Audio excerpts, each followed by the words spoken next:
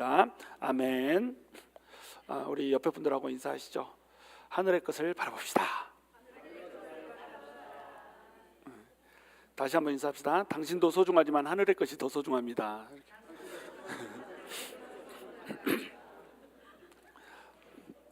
그게 왜 웃긴가요? 엉뚱한 데서 빵 터지면 내가 당황합니다. 자, 오늘은 이제 세상 왕국의 꿈이라고 하는 제목으로 다니엘서 11장 1절에서 19절 말씀 나누기 원합니다. 오늘 말씀이 너무 난해해 가지고 여러분이 읽다가 봉독 중에 잠들까봐 내가 일부러 봉독을 뺐어요.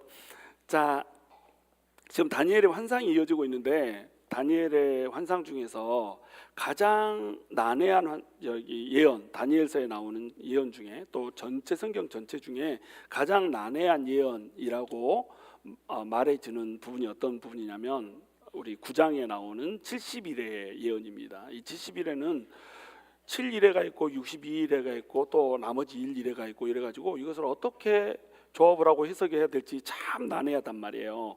그리고 이제 이것을 1일에 나중에 7년을 쭉 떨어진 후에 일로 이해를 할지 아니면 이미 이루어진 일로 이해를 할지 이런 것 때문에 굉장히 난해합니다. 근데 이제 우리가 그것도 살펴봤잖아요. 근데 이제 오늘은 성경 말씀의 예언 중에서 가장 정교한 예언이에요. 어떤 예언?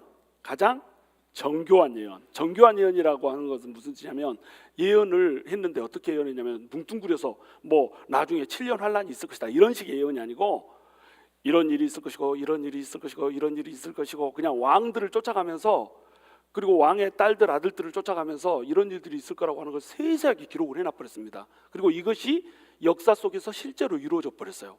정교하게 예언 자체가 정교했고 이 예언이 실제로 이루어졌단 말이에요. 만약에 이 다니엘의 예언이 다니엘이 실제로 BC 530년 경에 예언을 한 것이 맞다라고 한다면 다니엘은 이 자기가 살고 있는 시대로부터 100년에서 400년 사이에 있는 일들을 순서대로 열거를 해버린 겁니다. 일어나지도 않은 일을 순서대로 열거를 해버린 거예요. 자, 그러면 이것을 알려준 분은 누굴까요? 하나님이시죠. 그러니까 하나님은 살아계세요, 안 살아계세요? 하나님은 살아계신다라고 하는 겁니다. 그러니까 정교한 예언이 하는 역할은 뭐냐면 하나님이 실제로 살아계시고 그 하나님이 이 모든 역사를 파인 튜닝하고 있다. 정밀하게 튜닝해서 하나님의 뜻대로 이끌어가고 있다라고 하는 것을 보여주는 명확한 증거가 되는 거예요. 이 예언이 너무 정교하고 정확하게 펼쳐졌고 또 이루어졌다라고 하는 겁니다. 근데 정교한 예언에 함정이 있어요. 그게 뭐냐면 읽다가 잠들 수 있다. 역사를 모르면은 너무너무 힘들고 이해도 안 되고 이렇습니다. 그래서 오늘은 제가 이것을 여러 번 얘기했지만 11장 그냥 건너뛰고 싶다 막 이렇게 제가 여러 번 얘기했잖아요. 왜냐면 어려워요. 역사를 막 훑어야 되기 때문에. 그래서 오늘은 여러분이 들으시다가 잠깐 주무셔도 괜찮겠어요. 그냥 포기하고 주무실 분은 주무셔도 된다. 그만큼 이게 내용이 너무 정교하게 되어 있어서 역사를 훑지 않으면 이 말씀을 이해할 수가 없다. 근데 또 그렇다고 해서 우리가 말씀인데 뛰어넘을 수도 없잖아요. 그리고 제가 뛰어넘어 버리면 여러분 이 말씀이 무슨 뜻인지 평생 알지 못한 채 성경 백독을 해도 그냥 이것이 뭔 말이야 하고 있습니다. 그러니까 정치와 역사를 반드시 알아야지 이것을 읽을 수 있다. 그래서 한 번은 꼭 이게 무슨 뜻인지를 좀 들어야 된다. 그러나 여러분들 이제 졸릴 수도 있으니까 제가 최대한 짧고 이렇게 굵게 이렇게 전할 수 있도록 그렇게 할게요. 그래도 길어요. 19절까지니까 원래는 전체를 다 다뤄야 됩니다. 전체 내용이 한 통으로 돼 있기 때문에. 그런데 그렇게 하면 한 2시간 걸려버리기 때문에 쪼개서 오늘 이제 일부 진행됩니다. 일부. 자, 1절에 보시면 내가 또 메대 사람 다리오 원년에 일어나 그를 도와서 그를 강하게 한 일이 있었느니라. 이때 내가는 누굴까요? 내가는 다니엘 아닙니다. 다니엘이 메대 사람을 돕지 않았어요. 도울 힘이 없습니다. 다니엘은 포로로 잡혀와 있잖아요. 이 내가는 이제 하나님의 사자입니다. 하나님의 사자가 9장에서 얘기하고 이어서 이제 10장에서 얘기하고 이제 11장에서도 이어서 얘기하는 거예요. 내가 메대 사람 다리오 원년에 이 메대 사람 다리오는 누구랑 연합을 했어요? 누구랑? 페르시아 사람? 고레스하고 연합을 했습니다. 그래가지고 바벨론을 갈아엎었잖아요. 바벨론이 절대 망하지 않을 거라고 생각을 했습니다. 모든 사람들이 바벨론은 영원할 거라고 생각했어요. 느부갓네살도 그렇게 생각했고 느부갓네살 시대를 살아가는 사람들도 다 그렇게 생각했습니다. 근데 메대 사람 다리오하고 이 고레스 페르시아 사람 고레스가 같이 연합을 해가지고 이 바벨론을 무너뜨려 버린 거예요. 그런데 이것을 내가 여호와의 사자가 다리오의 힘을 도와서 이렇게 했다라고 얘기하고 있어요. 그러니까 지난주에 우리가 배웠죠. 보이지 않는 세계가 보이는 세계를 어떻게 한다? 지배를 한다. 이 보이는 세계에서 펼쳐지는 것을 보고 우리는 이 보이는 세계가 다인 것처럼 이렇게 산단 말이에요. 근데 하나님께서는 분명히 말씀하십니다. 보이지 않는 세계에서 내가 펼쳐지는 일들이 실제로 이 땅에서 이제 보이는 세계로 펼쳐진다, 이 얘기를 한다는 거예요. 내가 여호와의 사자가 와서 다리오에게 힘을 줬기 때문에 바벨론이 쇠하고 페르시아가 흥해가지고 메대하고 페르시아 연합군이 이기게 됐다, 이 얘기를 하는 거예요. 그래서 지금 이제 이 지도를 보시면 그 빨간색 보이시죠? 페르시아 시작 이렇게 돼 있죠. 페르시아라고 하는 나라가 저기 있습니다. 저렇게 조그맸어요. 근데 이 페르시아라고 하는 나라가 메대하고 연합을 했죠. 메대는 페르시아 바로 위에 있죠. 카스피해 밑에. 메대하고 페르시아 여기가 지금 어디예요? 지금 어디입니까? 여기가 이로 시작하는데 이시 이란입니다. 이란. 그 옆에 바벨론이 있죠. 바벨론은 어디예요? 이라크. 그 전에 이 아수르가 있죠. 아수르는 어디죠? 시리아. 이렇게 돼 있어요. 그래서 아수르가 망하고 바벨론이 지금의 이라크가 이제 점령을 하고 있다가 그 다음에 누가 지금의 이란, 그러니까 페르시아 제국이 멸망을 시키는 이런 스토리예요. 근데 페르시아가 시작이 원래 저렇게 조그맸다는 겁니다. 근데 하나님께서 힘을 줘버리니까 어떻게 돼요? 메대하고 페르시아가 합쳐져가지고 강건하고 굳건하게 돼가지고 지금 빨갛게 돼 있는 거 있죠. 빨간 선으로 돼 있는 거. 저 빨간 선으로 돼 있는 지역을 메대 페르시아가 다 먹어버렸어요. 얼마나 강대했는지 몰라요. 이걸 누가 하셨다? 하나님이 이렇게 힘을 주셔서 하셨다라고 하는 겁니다. 자, 그리고 이제 2절에 보시면 이제 내가 참된 것을 내게 보이리라. 보라, 바사에서 또 새 왕들이 일어날 것이요, 이렇게 돼 있죠. 지금 이 예언이 주어지고 있는 시점은 어떤 시점이에요? 누가 왕이에요? 지금 누가 왕이에요? 고레스가 왕입니다. 다리오하고 고레스가 연합을 해가지고 페르시아가 바벨론을 멸망을 시켰어요. 그리고 현재는 다리오가 통치를 하다가 누구한테 넘어갔어요? 고레스가 이제 정식으로 통치를 하게 된 겁니다. 그렇게 통치를 한 지 몇 년? 3년 지난 때에 환상이 보여지고 이제 예언이 주어지고 있는 이런 상태란 말이에요. 근데 이 고레스 때에 어떤 일을 예언하고 있냐면 이 페르시아 제국이 총 10명의 왕으로 이제 통치가 되고 10명의 왕을 지나고 나서는 끝나게 됩니다. 그래서 고레스 왕 때의 환상을 보여주는데 이미 어떤 일을 보여주냐면 고레스 왕 다음부터 있을 역사를 쫙 이제 읊어주는 거예요. 낱낱이 읊어주는 겁니다. 그래서 첫 번째, 또 네 바사에서 또 새 왕들이 일어날 것이 이렇게 돼 있죠. 고레스 다음에 3명의 왕이 일어날 거라고 하는 거예요. 이 3명의 왕, 그러니까 2대, 3대, 4대 왕이겠죠. 두 번째 왕이 누구냐면 캄비세스 2세라고 하는 사람입니다. 이 캄비세스 2세가 고레스 죽은 다음에 자기 형을 죽이고 어떻게 했어요? 자기 형을 살해하고 지가 왕이 됐어요. 그러니까 왕이 되려고 형님을 죽여버린 사람, 이게 캄비세스 2세입니다. 그래서 한 7년 반 정도 이렇게 다스리는데 이 통치를 하는 동안에 이 사람이 그래도 꽤 큰 업적을 남겼어요. 어떤 업적을 남겼죠? 저기 지도에 보시면 캄비세스 2 이렇게 써진 데 있죠. 노란색으로 된데 여기를 집어삼킨 겁니다. 그러니까 고레스가 그 분홍색으로 된 부분 있죠. 고레스가 이 분홍색으로 된 부분을 전부 다 먹었어요. 그리고 고레스가 바벨론을 멸망시키면서 녹색으로 된 부분 있죠. 이 녹색으로 된 부분도 고레스가 먹었어요. 고레스가 이렇게 하고 이제 죽은 겁니다. 그렇게 하고 나서 캄비세스 2세가 이제 왕이 됐단 말이에요. 캄비세스 2세는 어디를 먹었다? 애굽을 먹어버렸어요. 그러니까 지금 노란색까지 쭉 이제 영토가 확장이 된 거죠. 이 일을 한 것이 캄비세스 2세다. 근데 캄비세스 2세는 이 일을 하기 위해서 어떻게 했다? 형을 죽이고 지가 왕이 됐다 이거예요. 지금 이 얘기를 들으면서 여러분이 딱 염두에 둬야 되는 건 뭐냐면 오늘 제목처럼 세상 왕국이 어떤 꿈을 꾸고 살고 있는가 이걸 보란 말이에요. 세상 왕국은 뭘 보고 있는가? 오늘 이렇게 하늘의 것을 구하고 있어서 첫 소절에 어떻게 뜨죠? 세상이 구하는 것을 보니까 능력과 돈과 뭐 자기 자랑뿐이다 막 이렇게 하죠. 지금 이 얘기를 그대로 하고 있는 겁니다. 땅의 것들을 구하는 사람들이 어떻게 사는가를 봐보란 말이에요.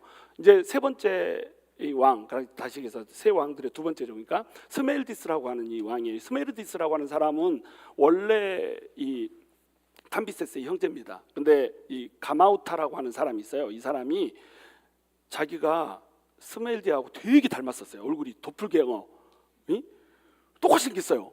쌍둥이 같이 다른 피인데 그래가지고 자기가 이 사람인 것처럼 위장을 해가지고 내가 이제 왕할 거야 이렇게 하고 반란을 일으킨 겁니다. 근데 이제 좀 얼굴 어떤 부분에 이제 좀 흉터가 있었던 거예요. 그래가지고 그것 때문에 이제 흉터가 있었는데 이 사람은 없었던 거예요. 그래가지고 이 사람이 발각이 된 거예요. 그러면서 이제 이게 반란이라 이렇게 해가지고 다리오하고 7명의 이제 그 군신들이 일어나가지고 이 사람을 죽이고, 이제 그때 가장 큰 공을 세웠던 사람이 누구예요? 다리오 1세. 이 사람이 이제 그 고레스하고 같이 연합했던 다리오 아니에요? 이 다리오 1세가 이제 왕이 되는 겁니다. 근데 이 다리오 1세는 원래 왕족이 아니잖아요. 왕족이 아닌데 왕이 돼야 되니까 어떻게 되겠어요? 왕족에 피하고 어떻게든지 섞여야 되는 겁니다. 그렇죠? 근데 이미 태어났는데 어떻게 섞이겠어요? 그래서 절반이라도 왕족이 되자 그래가지고 어떻게 할까요? 결혼을 하는 거예요. 고레스의 딸 이름이 있는데 여기 왜 안 나오지? 그 다음에 나오나 보다. 자, 고레스의 딸 이름이 아토사라고 하는 사람하고 얘가 이제 결혼을 하는 거예요. 아토사하고 결혼하기 전에 이 사람은 총각이었을까요? 결혼을 했을까요? 이미 결혼했습니다. 근데 왕이 돼야 되니까 어때요?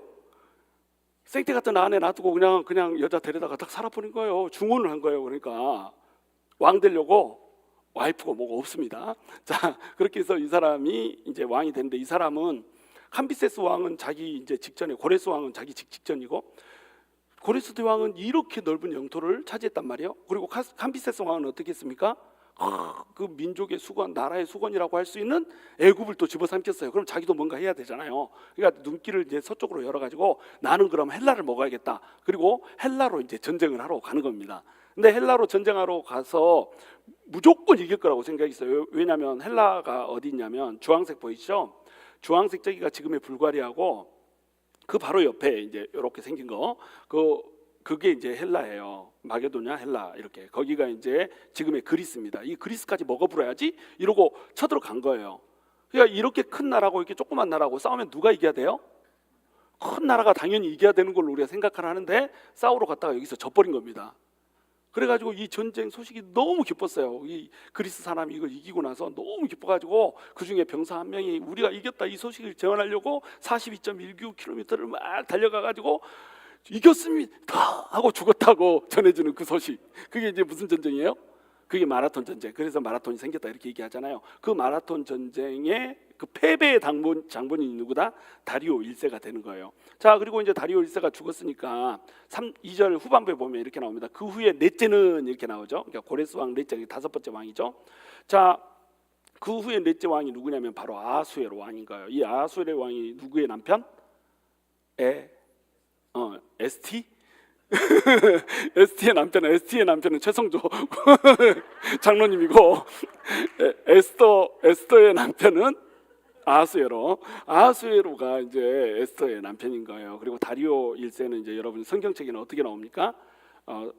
고레스의 칙령에 의해서 이스라엘 백성들이 돌아가서 성전을 짓다가 성전을 다 완성을 못하고 한 20년 후에 완성하잖아요. 이때 다리오 왕이 고레스 칙령을 발견하고 누구든지 이 고레스 칙령에 나온 대로 성전을 완성하지 못하게 하는 자는 이제 그 영모로 생각한다 막 이렇게 하면서 성전을 완성시키게 했던 사람이, 이 사람이 다리오예요. 그리고 그 다음 왕이 누구예요? 아하수에로 왕이 되는 겁니다. 에스더의 이제 아내가 되는 거죠. 근데 에스더서 처음에 보면 어떻게 돼요? 아하수에로가 뭘 배설합니까? 대소변을 배설하는 게 아니고 잔치를 배설하잖아요. 잔치를 배설하는 목적이 뭐였어요? 전쟁 나가기 전에 사람들을 위로하려고, 사람들을 모아놓고 사람들에게 힘을 북돋아 주려고 이게 잔치를 이렇게 배설을 했던 겁니다. 자, 이때 아하수에로가 하고 싶었던 전쟁이 뭐예요? 헬라를 집어먹는 전쟁을 하고 싶었던 겁니다. 왜냐하면 아버지 다리오의 수건 사업이잖아요. 아버지 다리오가 헬라를 먹는 것이 꿈이었어요. 왜냐하면 자기 선대 왕인 캄비세스 2세가 어디를 먹었어요? 애굽을 먹었잖아요. 자기도 업적 하나 남기고 싶은데 남기려다가 마라톤 전쟁에서 대피하고 그냥 힘없이 사라졌단 말이에요. 그리고 이제 아하수에로가 왕이 됐으니까 자기 아버지의 그 유업을 이어받아가지고 나도 이제 꿈을 이어받아서 나도 이 꿈을 꾸겠다. 그리고 헬라를 잡아먹으려고 꿈을 꾸는 게 어때요? 남의 나라 잡아먹는 게 꿈입니다. 세상 왕국에서 살아가는 사람들의 꿈은 뭐냐면 남의 거 뜯어먹자는 거예요. 내가 1등이 돼야 되면은 어떻게 해야 돼요? 2등 거 뜯어먹어야 되는 거예요. 2등인데 1등 하고 싶으면 어떻게 해야 돼요? 1등 다른 동생이 잘라야 되는 겁니다. 그렇잖아요? 그러니까 세상 왕국을 살아가는 사람, 모든 사람들의 꿈은 뭐냐면 다른 사람을 뜯어먹는 거다. 그래서 헬라 왕국으로 가가지고 헬라를 잡아먹으려고 전쟁을 하는데 이 전쟁에서 또 져버리는 거예요. 여기 이제 살라미 전쟁에서 참패를 하죠. 살라미 전쟁을 배경으로 한 이제 영화가 있죠. 영화 300.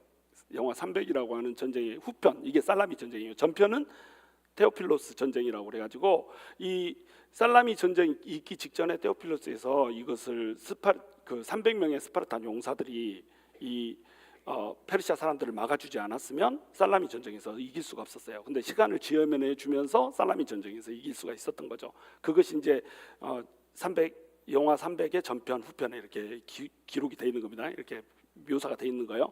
그때 이제 살라미 전쟁에서 이제 패배를 하게 되는데 이때 전쟁을 이끌었던 사람이 바로 알렉산더가 되는 거예요. 이 알렉산더가 이제 가장 빠른 시간 내에 세계를 제패한 이런 사람이 되는 거죠. 가장 넓은 제국을 땅을 제패한 사람 누구? 징기스칸. 징기스칸이 가장 넓은 땅, 가장 빠른 시간 내에 세계를 제패한 사람은 알렉산더. 그래서 알렉산더가 이끌었던 그 헬라 제국을 어떻게 표현한다고요? 동물로는 표범으로, 그리고 날개가 4개 달렸고 머리가 4개 달린 표범으로 이렇게 묘사를 한다는 겁니다. 근데 이제 3절에 보시면 이렇게 나와요. 장차 한 능력 있는 왕이 일어나서 큰 권세로 다스리며 자기 마음대로 행하리라. 자, 이 장차 한 능력 있는 왕, 이 사람은 누굴까요? 이 사람은 바로 누구? 이 사람이 알렉산더. 방금 알렉산더 얘기했잖아요. 알렉산더가 이제 왕이 되는 거예요. 그 헬라에서 이제 쳐서 오는 겁니다. 그러니까 지금 아수에로에서 이제 여기까지 설명하고 끝나고 나머지 아닥사스다, 다리오, 뭐 그다음에 아닥사스다 2세, 아닥사스다 3세, 다리오 3세 여기까지는 그냥 훅 건너뛴 거예요. 별 일이 없었거든요. 여기 때는 아주 큰 일이 없었습니다. 그래서 이제 3절로 바로 헬라의 그 한 능력 있는 왕 알렉산더 대왕을 이제 설명을 한 거예요. 그래서 이 알렉산더 대왕이 나타나 가지고 어떻게 했습니까? 이 광활한 헬라 제국을 가장 빠른 시간 내에 불과 12년 만에 20세부터 시작해 가지고 32세 때까지 정복을 해버린 거예요. 아주 어마어마한 사람입니다. 자, 근데 이 사람이 4절에 보시면 그러나 그가 강성할 때에 그의 나라가 갈라져 천하 사방에 나누일 것이나 그의 자손에게로 돌아가지도 아니할 것이요 또 자기가 주장하던 권세대로도 되지 아니하리니 이는 그 나라가 뽑혀서 그 외에 다른 사람에게로 돌아갈 것임이라. 이렇게 돼 있죠. 자, 알렉산더 대왕이 꿈이 뭐였냐면 이 세상 전체를 헬라화시키는 거였습니다. 아리스토텔레스의 제자라고 그랬죠. 그래서 봐 이렇게 말하는 바바리안들한테 헬라 문명의 멋진 그 전통을, 문화를 전수해 주는 거, 이게 꿈이었어요. 그래서 그 빠른 시간 내에 세상을 다 정복하고자 했는데 그 인도 쪽으로 넘어가려다가 히말리아 산맥을 넘지 못하고 어떻게 되죠? 열병으로 이제 죽게 되는 겁니다. 우리 도무지 싸우지 못하겠다, 이제 부하들이 막 이래가지고 다시 돌아가는 길에 이 사람이 죽게 되는 거예요. 죽어버립니다. 그래서 그 이 세 번째 줄 봐보세요. 또 자기가 주장하는 권세대로 되지 아니하니. 내가 주장하는 권세는 어떤 권세냐면 이 세상 이 땅을 다 먹는 거였습니다. 이 모든 땅을 봐 이렇게 말하는 이 바바리안들한테, 야만이들한테, 이방인들한테 헬라 문화를 전해주는 게 자기 꿈이었어요. 근데 이 꿈대로 됐어요, 안 됐어요? 안 돼버렸어요. 그리고 죽어버렸습니다. 죽었으면 그 다음 대를 이어서는 누가 왕이 돼야 됩니까? 당연히 자기 아들이 왕이 돼야죠. 근데 이 사람이 죽었을 때 알렉산더의 아들은 어디에 있었어요? 엄마의 뱃속에 있었어요. 아들이 이제 태어났으니까 이 아들은 어때요? 갓난아기죠. 갓난아기를 왕으로 세울 수는 없는 거잖아요. 근데 이제 이 알렉산더한테 이복 동생이 하나 있어요. 배가 다른 동생이 하나 있습니다. 이 사람을 왕으로 세우려다 보니까 이 사람이 필립이라고 하는 사람인데 이 사람이 조금 정신박약인 거예요. 정신적으로 조금 이제 떨어지는 사람이었습니다. 그러니까 또 이런 사람을 왕으로 세울 수도 없잖아요. 근데 또 혈통은 그 사람밖에 없으니까 왕으로 세워야 되잖아요. 이 두 사람, 여러분이 이렇게 정쟁에 있다면 어떻게 하겠어요? 어떻게 하겠어? 죽여버려? 잔인한 여자네. 딱 죽여본다고. 크리스찬은 죽으면 안 되죠. 근데 이 아들은 크리스찬이 아니니까, 세상 왕국이니까 죽여버렸어요. 근데 누가 죽이냐? 바로 이 알렉산더 밑에서 충성을 다했던 충신들이 죽여버리는 겁니다. 그러니까 자기 충신들의 손에 의해서 자기 혈족들이 다 죽어버려요. 그래서 4명의 이제 부하가 있는데 원래는 7명의 부하 중에 이제 3명이 도태되고 힘에서 이제 밀려난 겁니다. 그리고 4명이 남았어요. 셀루쿠스, 프톨레미, 카산더, 리시마쿠스 이렇게 이 4명이 남게 되는데 이 중에 이제 카산더라고 하는 사람이 죽이게 되는 거죠. 알렉산더하고 록산나 사이에서 알렉산더 사서가 태어났는데 얘를 카산더가 이제 살해를 해버린 겁니다. 그리고 이복 동생 필립 또 암살을 해버리고 이렇게 해가지고 이제 죽었으니까 어떻게 되겠어요? 이 4명이서 나라를 이제 쪼개서 갖는 겁니다. 그래서 이 시리아 지방에서부터 시작해가지고 저기 인도 지방까지는 누가? 셀루쿠스가. 그리고 애굽 지방은 누가? 프톨레미가. 프톨레미는 이제 피가 묵음인데 우리말로 할 때는 피를 묵음으로 안 해요. 그래서 프톨레미 이렇게 하고 영어로 할 때는 털레미 막 이렇게 발음이 구린지 안 구린지 내가 몰라요. 하여튼 탈레미 뭐 이렇게 하고 그 다음에 리시마쿠스가 저기 비시디아 그 다음에 소아시아 이쪽 지방을 차지하고 카산다라고 하는 사람이 마게도니아를 차지하고 이렇게 해서 이 4명이 나라를 쪼개 가진 겁니다. 이 중에서 리시마쿠스하고 카산다는 여러분이 기억을 하라고 해도 잘 못할 거고 이 사람들은 기억할 필요가 없다고 그랬어요. 누구를 기억해야 돼요? 셀루큐스하고 톨레미 이 2사람을 기억을 해야 되는 겁니다. 이 사람들이 굉장히 중요해요. 신구약 중간 시대에 이 사람들이 가장 중요한 이제 왕조를 이루기 때문에 이 사람들이 되게 중요하다. 4절 이는 그 나라가 뽑혀서 그 외에 다른 사람들에게로 돌아갈 것임이라. 자기 혈족으로 돌아가지 않습니다. 알렉산더가 그렇게 위대한 대제였어도 자기 마음대로 되는 게 없어요. 죽음을 자기 마음대로 컨트롤할 수 없었습니다. 그리고 자기 혈족들이 왕이 되게 하는 것도 자기 힘으로 할 수가 없었어요. 죽고 나서 뭘 할 수 있어요? 죽은 자는 말이 없다. 아무것도 할 수가 없었어요. 그죠? 그러니까 자기 나라가 누구한테 돌아가 버려요? 자기 부하들한테 돌아가 버려요. 그래서 4명이서 이렇게 나라를 쪼개 가졌다. 그래서 표범에 머리가 4개가 달려 있다고 그랬죠. 자, 5절에 가시면 남방의 왕은 강할 것이나 그 군주들 중 하나는 그보다 강하여 권세를 떨치리니 그의 권세가 심히 클 것이요. 자, 이제 남방의 왕과 북방의 왕이 설명되고 있어요. 자, 이스라엘이 어디에 위치해 있냐면 제가 파란색으로 써놨어요. 남방 이 톨레미 왕조하고 셀루쿠스 왕조 사이에 이스라엘이 있습니다. 이스라엘이 여기 있으면 이스라엘의 입장에서 봤을 때 톨레미 왕조는 어디에 있어요? 남쪽에 있죠. 그러니까 남방 왕국이라고 부른 겁니다. 이스라엘이 봤을 때 셀루쿠스 왕조는 어디 있어요? 북쪽에 있는 거예요. 그러니까 북방 왕조로 부른 겁니다. 그래서 북방 왕조하고 남방 왕조가 서로 싸우더라. 근데 원래 남방의 왕이 굉장히 세더라. 남방의 왕이 누구냐면 톨레미 1세입니다. 톨레미 1세는 톨레미 왕조니까 그냥 1세라고 부른 거고 원래 이 사람의 이름은 소테르라고 하는 이름이에요. 이 소테르라고 하는 이름 뜻이 뭐 오줌 소태 났다 이런 뜻이 아니고 이게 소테르가 구원자라고 하는 뜻이에요. 내가 구원자다 막 이런 이름을 가진 사람이 이제 톨레미 1세인데 이 사람이 초반에 강세를 잡았어요. 그래가지고 이 사람이 이제 자기가 정통이다. 4왕국으로 나눴으니까 이 4왕 중에 누가 머리냐 이걸 이제 결정을 해야 되잖아요. 그러면 4왕국 중에 내가 머리다 이걸 결정하려면 어떻게 하면 되겠어요?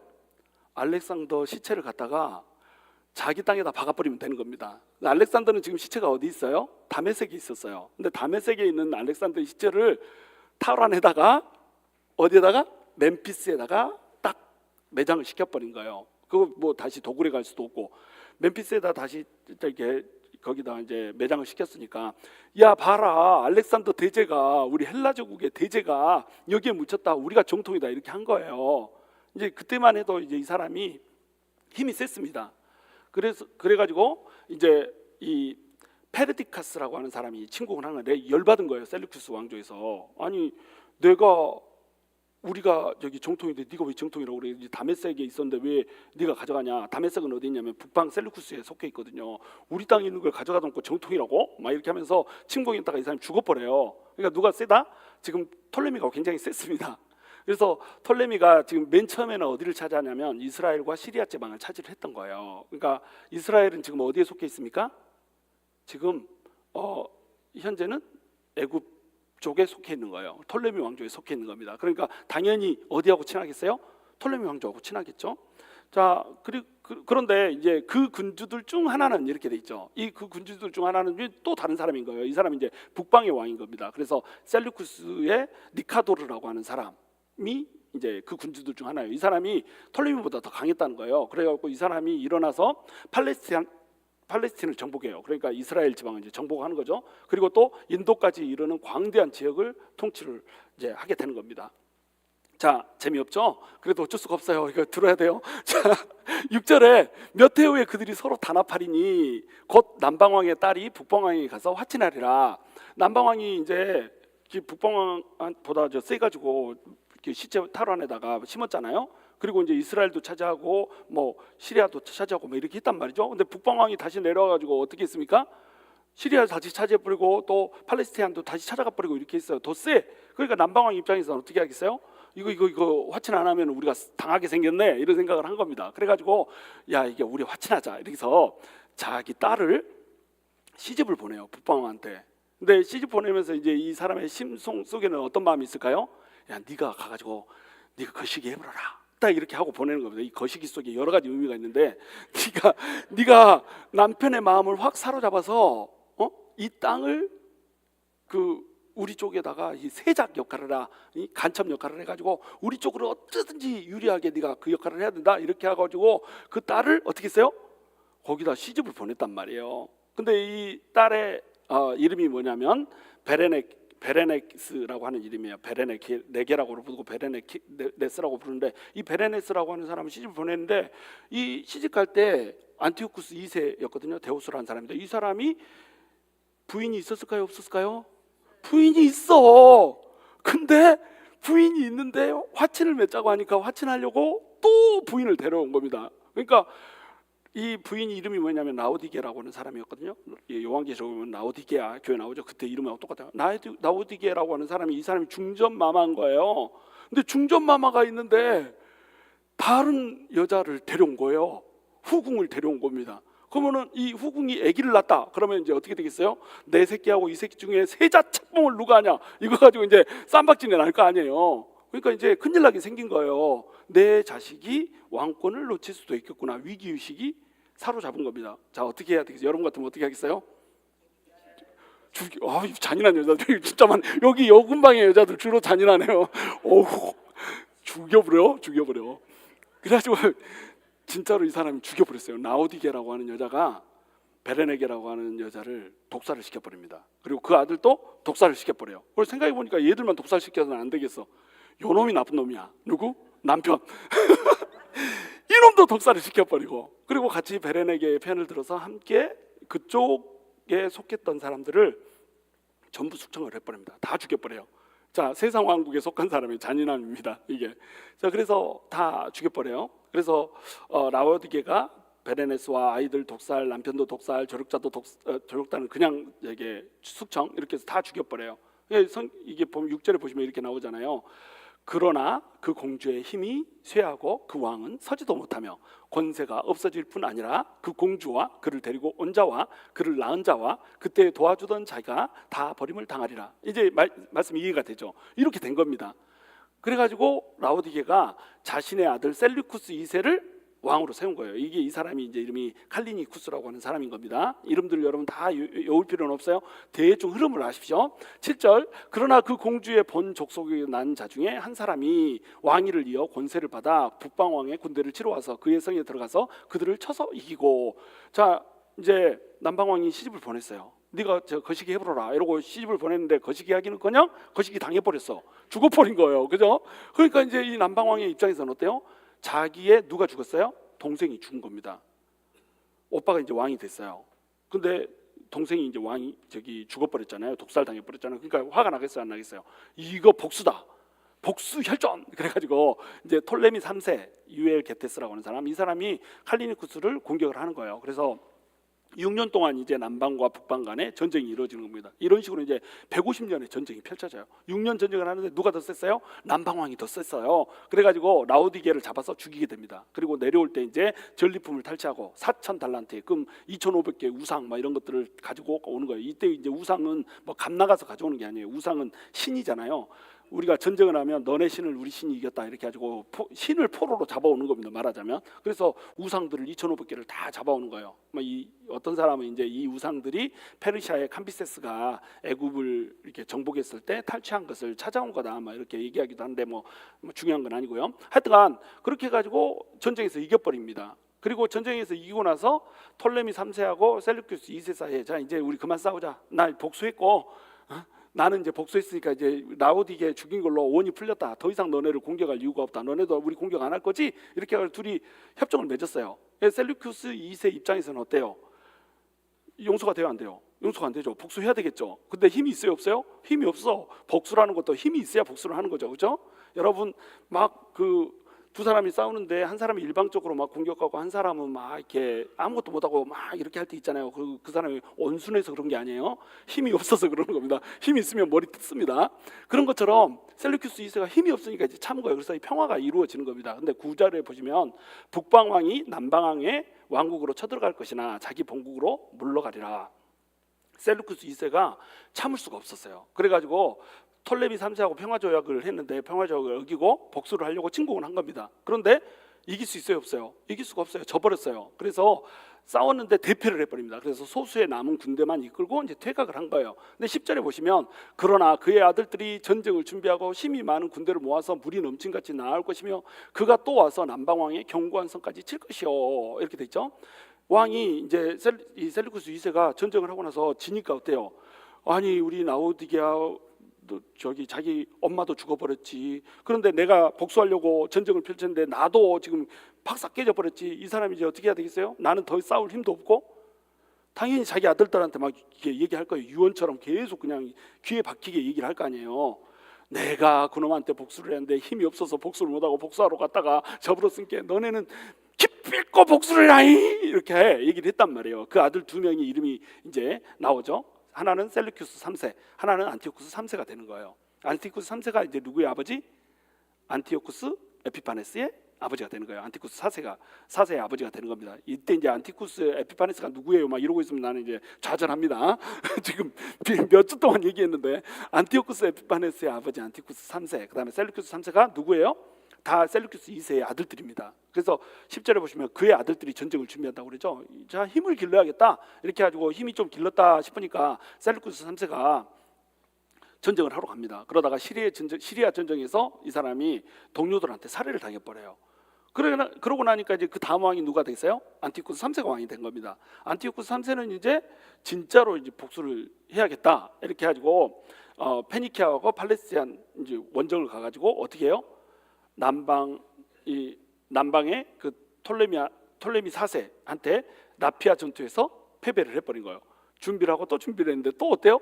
깨죽이 난 겁니다. 그러니까 이게 3대가 쫙 다 그냥 박살이 난 거예요.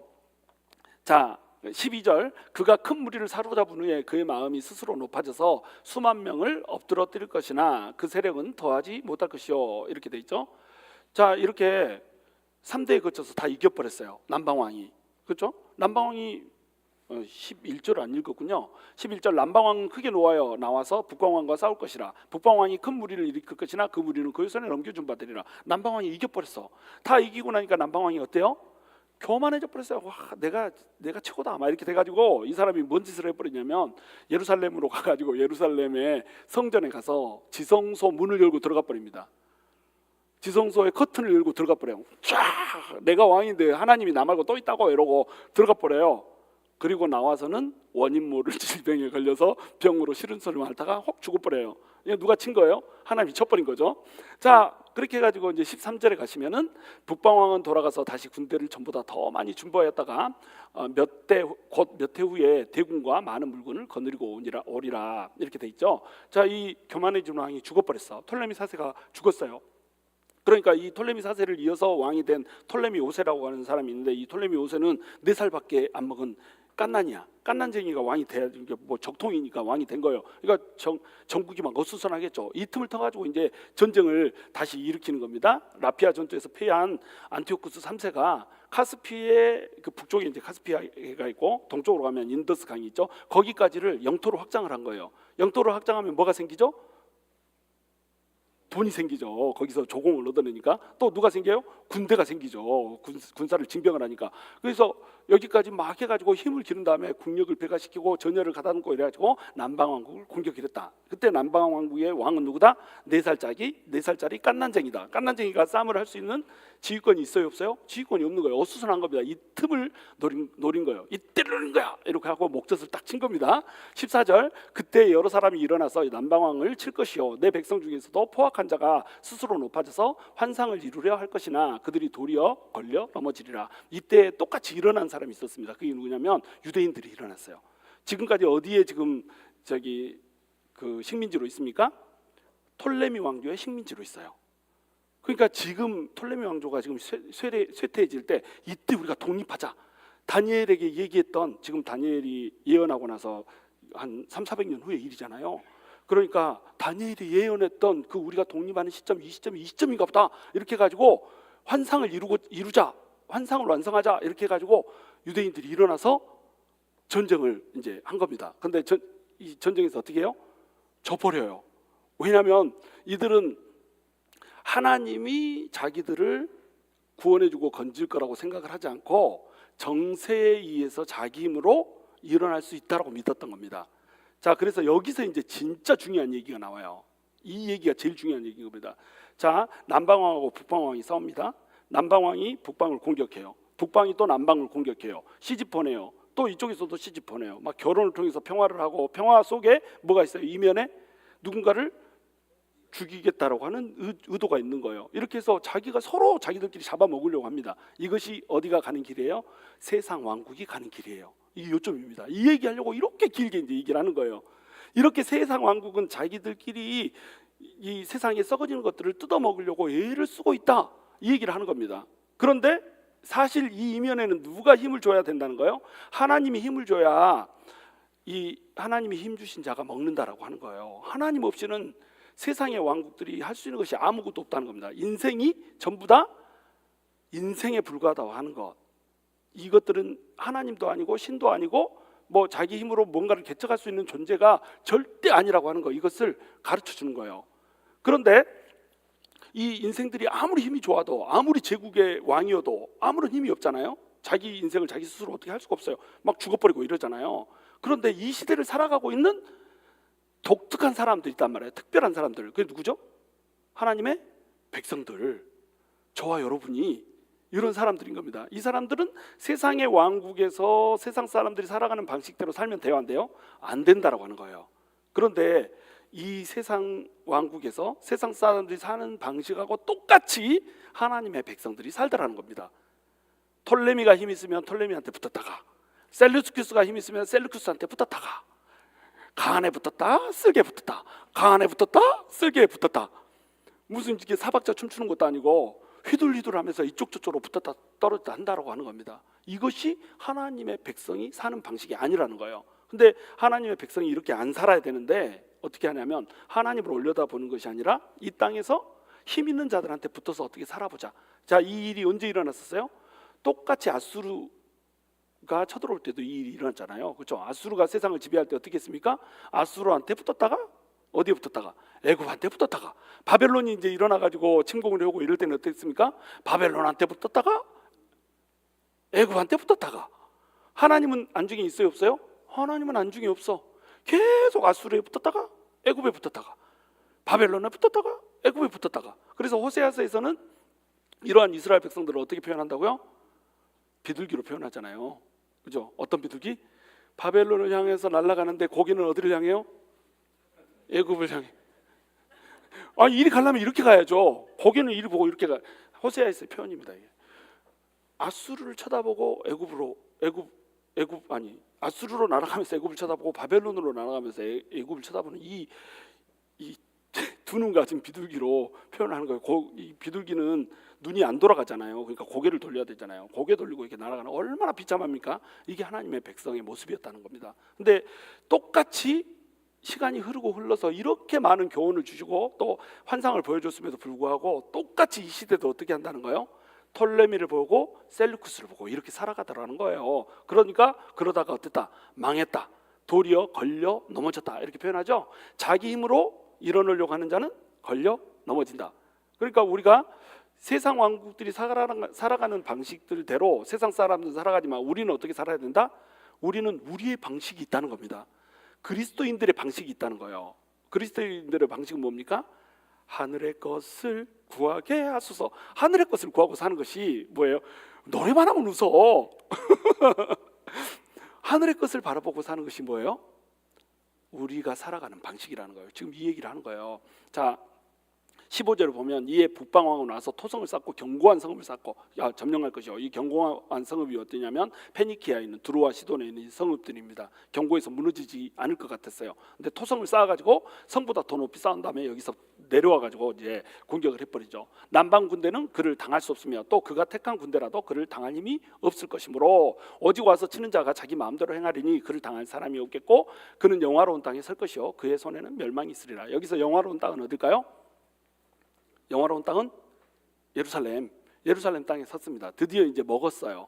지금 안티오쿠스 3세는 굉장히 셌어요. 맨 처음에 졌지만 나중에는 세가지고 어디를 이겨버려요? 톨레미 왕조를 이겨버립니다. 그래서 안티오쿠스 3세가 마게도냐의 빌립과 동맹을 맺고, 마게도냐는 아까 그 카산더가 차지했던 땅이잖아요. 그 땅에 빌립이 이제 왕입니다. 그 사람하고 동맹을 맺어가지고 톨레미 왕조를 공략해서 영화로운 땅, 다시 해서 예루살렘을 차지해버린 겁니다. 16절, 17절.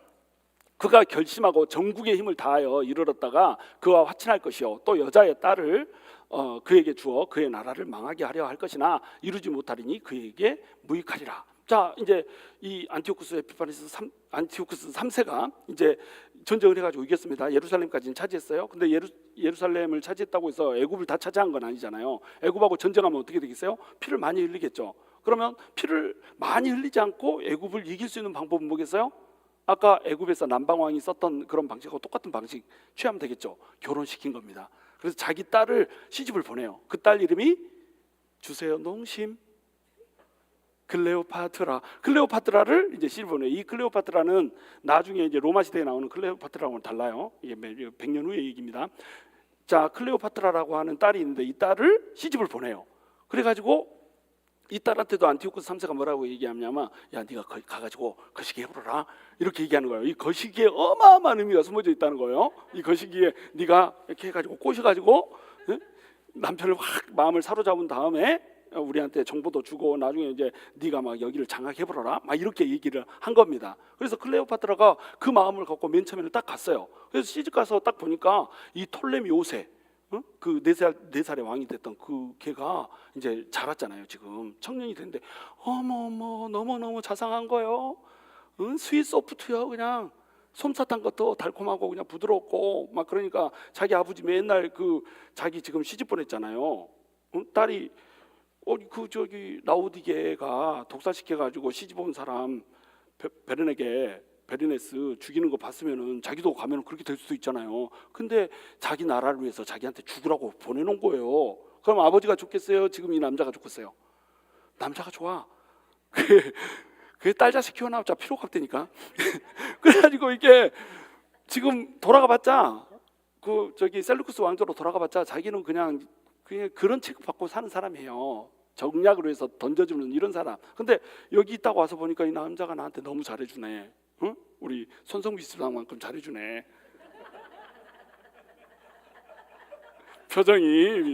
표정이 거시기에 잘해주네. 그러니까 이제 이 남자한테 빠져가지고 남자 편을 들어보냅니다. 그러니까 자식도 내 맘대로 된다 안 된다? 내 맘대로 안 돼. 힘이 세가지고 뭐 여기 정복하고 저기 정복해도 딸 자식 마음 하나 내 맘대로 안 된다니까요. 이게 세상 왕국입니다. 그래가지고 이 여자가 야야 저쪽하고 붙어서 싸워서 이길 수는 없을 것 같고 이기려면은 로마하고 붙어야 된다. 그래서 로마의 힘을 빌려라. 그래가지고 로마한테 원정을 이렇게 와달라고 하는 이 정략을 누가 세워요? 클레오파트라가 세워요. 클레오파트라 시집 안 보냈으면 이겼을 텐데. 그래가지고 이제 이 안티쿠스 3세는 까맣게 모르죠. 그래 이제 이길 수 있을 거라고. 딸이 여기 있으니까 이제 무조건 이긴다 막 이렇게 생각했죠. 그래서 18절에 그 후에 그가 그의 얼굴을 바닷가로 돌려 많이 점령할 것이나 한 장군이 나타나 그의 정복을 그치게 하고 그 수치를 그에게로 돌릴 것이므로, 안티쿠스 3세가 힘이 더 좋으니까 막 와가지고 바닷가 쪽으로 이 눈을 돌려가지고 막 정복하기 시작하는 겁니다. 클레오파트라 시집 안 보냈으면 이겼을 거예요. 근데 클레오파트라 시집 보내는 바람에 얘가 로마한테 원군을 요청하는데 이때 누가 와요? 장군이 오는 거예요. 로마의 한 장군이 와가지고 이 로마의 장군이 이제 이 안티쿠스 3세를 이겨버리는 겁니다. 19절, 그가 드디어 그 얼굴을 돌려 자기 땅 산성도로 향할 것이나 거쳐 넘어지고 다시는 보이지 아니하리라. 이제 다시는 안티오쿠스 3세가 애굽으로 돌아올 수 없는 이런 지경으로 빠진 겁니다. 자, 여기까지가 19절까지의 내용이에요. 이 다음 내용은 이제 왜 여기서 끊었을까요? 19절에서 이 다음 내용에 누가 등장할까요? 안티오쿠스 에피파네스가 등장을 하는 겁니다. 자, 이제 다른 별도의 얘기로 되는 거죠. 안티오쿠스 에피파네스라고 하는 사람 얘기 이제 다음 주에 하기로 하고, 오늘 여기까지 여러분 내용 들으시면서 어쩌세요? 졸렸죠? 안 졸렸어요? 재밌었어요?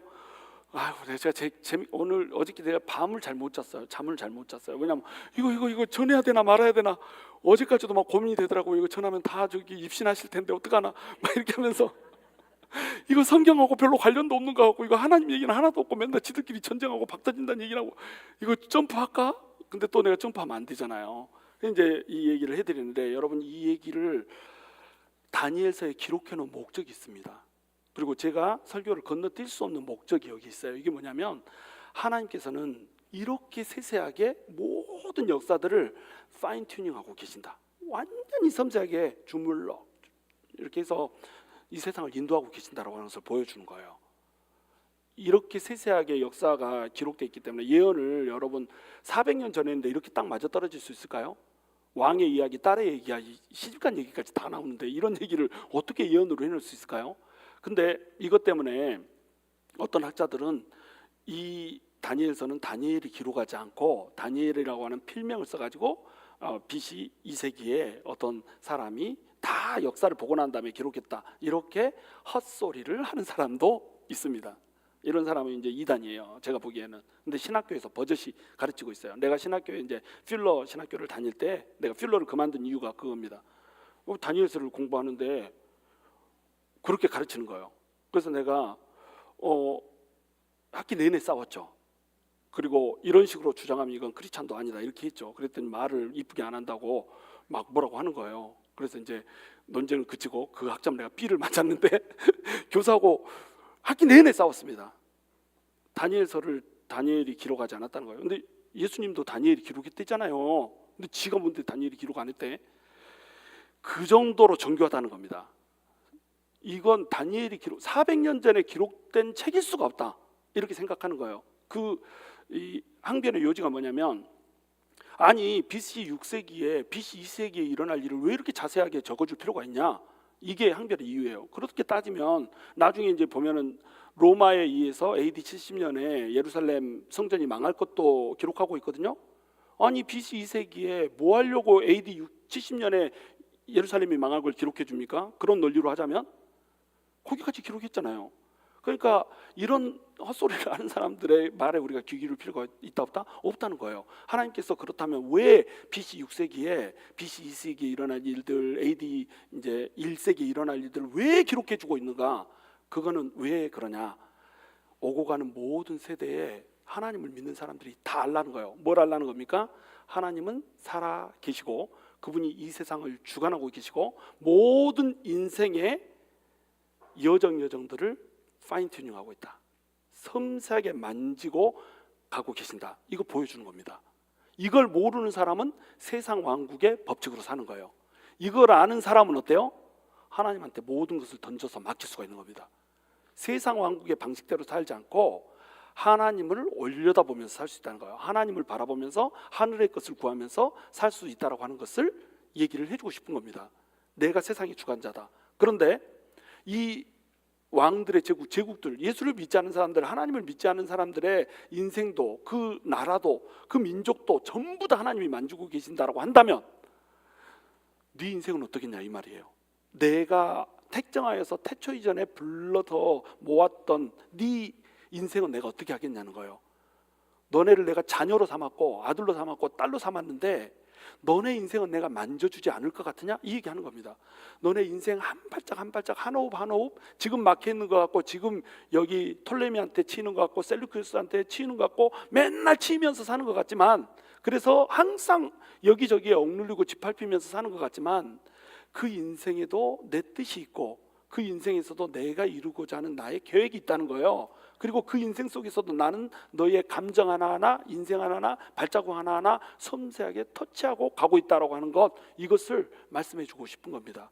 그것이 우리 하나님이라는 거예요.